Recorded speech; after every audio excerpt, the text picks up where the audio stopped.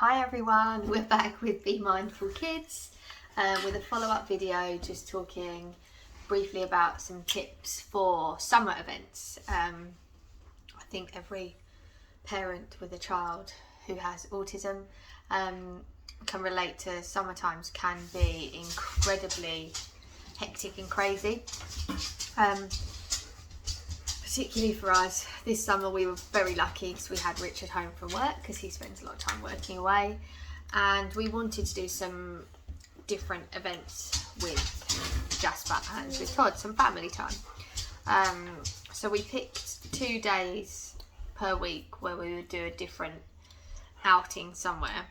Could have just been a simple day where we'd go to a park, or we did some bigger days out like Legoland.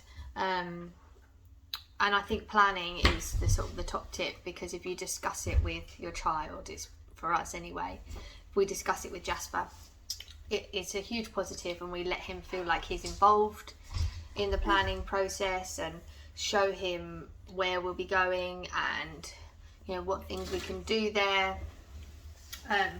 which kind of leads me to the next step of with Jasper. A huge benefit for him is to feel like he is involved in some of the decision making and the control of the day. It makes him feel more secure and less anxious.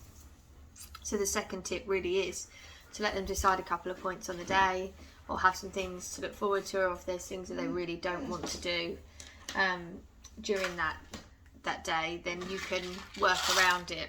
Obviously if you've got more than one child, sometimes that can be a bit tricky. We also really advise that you contact the places that you're going to ahead of the time. There is so much support and help available for children that have extra needs. If you just ask, you can really get so many benefits.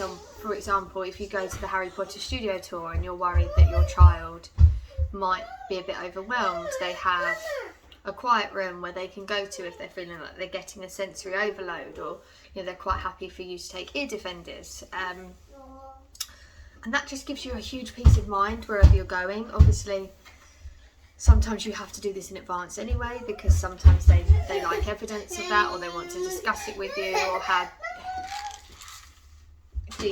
Todd just wants his sweets, or how in depth your child's needs are. They're really accommodating, even to the sense of dietary needs. I found that they've been really helpful, because Jasper only sticks to a certain few foods, which I'm happy to take my own food with me. That's not a problem for us. Actually sometimes makes my day a lot easier. I think always on your day out, you've got to sort of allow for changes in the day. Sometimes it's just not going to go the way you want, and you may have to abandon all the plans, and you have to accept that was just a day that it wasn't going to work. For us, we never try to do out from dawn till dusk. We would do shorter mornings. It actually worked better with Todd, so we'd go out earlier in the morning, but after lunch Todd usually needed a nap, and we just found it was easier to head back on the journey when Todd was having a nap. And Jasper likes to collect different things from events, so we would always make a thing of getting something for him that reminded him of our trip out, and take some familiar things with you. That's really helpful. And yes, you'd surprise yourself. Some of your events you're really going to enjoy. Some of the days out can be fabulous, and it was a bit of a struggle for Jasper preparing for them, and it did make him a little unsettled in the evenings, especially through sleep time, because that's when we tend to get more of our sensory overloads. But actually we had some really great days out, and I think the balance, the good definitely outweighed the bad on the options, and the balance was overall good for our summer.